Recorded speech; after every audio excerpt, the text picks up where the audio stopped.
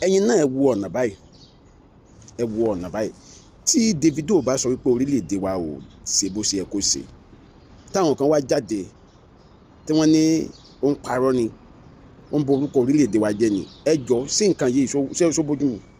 Báwo ló ń jẹ òsì ní wọn nígbà tí àwọn ọkọ̀ àjàgbé tó ń kó oúnjẹ tí wọ́n ráyè rìn, ìmí ti takú sójú pópó yìí láti ọ̀sẹ̀ méjì, tó ń jẹ́ pé oúnjẹ tí mi kó ó ti bàjẹ́ lé lórí, tó ti wọ gbèsè àdẹ̀nà níjọba bẹ́ẹ̀ state kan náà dẹ̀ lé o, wọ́n dẹ̀ ń gba owó lọ́wọ́ ìjọba o, àbí? So kí ni nǹkan tá a fẹ́ sọ wípé a gbádùn gan lórílẹ̀‐èdè látọ̀dọ̀ àwọn ìjọba wa? Ètò ààbò mẹ́hẹ̀, oúnjẹ wọn, ọ̀nà ò dáa, kò síná, kò sómi, kò sí ìwòsàn tó dáa, school fees wọn, ẹ jọ kí ni ìgbádùn wa gangan?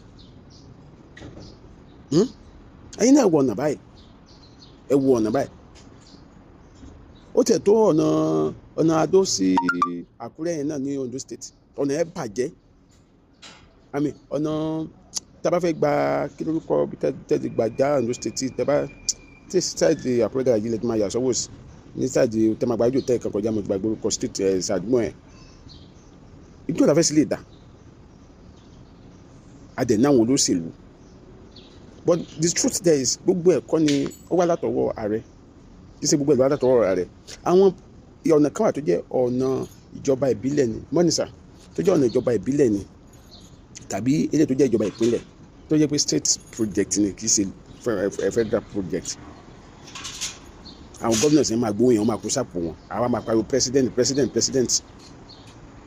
Most of it tó yẹ pé àwọn state ti gba owó ẹ̀, immediately tó yẹ pé kì í ṣe ojúṣe president tó yẹ kì í ṣe ojúṣe state governors, tó yẹ pé ojúṣe president ni. So ẹ má sọ pé Davido pé ọ̀rọ̀ tó sọ ò dáa, ẹ̀yin náà ẹ wò sí nǹkan ṣe bó ṣe kó ṣe lórílẹ̀‐èdè wa. Wọ́n dẹ̀ ń yáwó, owó tí wọ́n yá yẹn kí ni wọ́n fi ṣe? Wọ́n fi ń ṣàpapín. Ẹ wo iye tí Buhari yá kó tó kúrò ńbẹ̀ tó san, wọ́n dẹ̀ pín owó yẹn láàrin ara wọn. Àwa citizen dẹ̀ ń jẹ̀yà ẹ̀. Bọ́dà Arẹ́gbẹ́ṣọlá tán wọ́n ní owó tó yá ní Ọ̀ṣun state pé 40 years ní Ọ̀ṣun state máa fi san. Arẹ́gbẹ́ṣọlá dẹ̀ yan kiri báyìí tí àwọn ọmọ tẹ̀ yan kiri, ó dẹ̀ já àwọn òṣìṣẹ́ lówó ní gbogbo 8 years tó lò, ó dẹ̀ yáwó tó yẹ pé 40 years náà máa fi san lọ́ṣun state, ó dẹ̀ já àwọn òṣìṣẹ́ lówó. Kí ló wọ́n fowó yẹn ṣe? Wọ́n pín, ẹ máa yáwó ẹ máa pín, bí wọ́n ṣe ní federal level náà nìyẹn. Ẹ yáwó láti China láti gbá látàwọ̀, ẹ wá jókòó ẹ pín, ẹ ní fi ṣe project ẹ kẹfì ṣe, citizen àwa máa jẹ̀yà. So tí Davido bá sọ wípé nǹkan ò lọ bó ṣe kọ́ lọ orílẹ̀-èdè Nàìjíríà, ọmọ Nàìjíríà tó bá jẹ́ olóòótọ́ ó yẹ kó mọ̀ pé òótọ́ bọ̀bọ́ yẹn ń sọ. Ó jẹ́ nǹkan tí èmi fẹ́ ṣàlàyé lórí bí ọ̀rọ̀ orílẹ̀-èdè wa yìí sì ń lọ. Adéọmọ Adé lórúkọ mi, ó dàbọ̀.